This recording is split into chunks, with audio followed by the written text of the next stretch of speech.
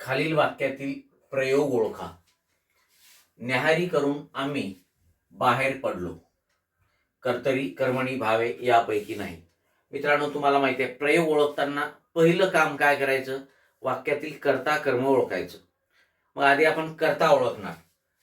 बाहेर पडलो क्रियापद आहे, बरोबर आहे ना. बाहेर पडणारे कोण आहे? आम्ही. मग आम्ही हा जो शब्द आहे हा वाक्यातील कर्ता आहे. हा काय आहे? वाक्यातील कर्ता. आणि कर्ता प्रथमा विभक्तीत आहे. कोणत्या विभक्तीत आहे? प्रथमा विभक्तीत आहे.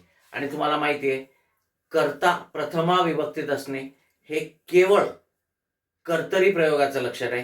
कारण फक्त कर्तरी प्रयोगातच कर्ता प्रथमा विभक्तीत असतो.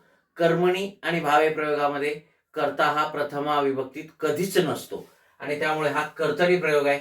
आणि वाक्यामध्ये कर्म नाही आहे. बाहेर पडणारे आम्हीच. बाहेर पडण्याची क्रिया आमच्यावरच होते.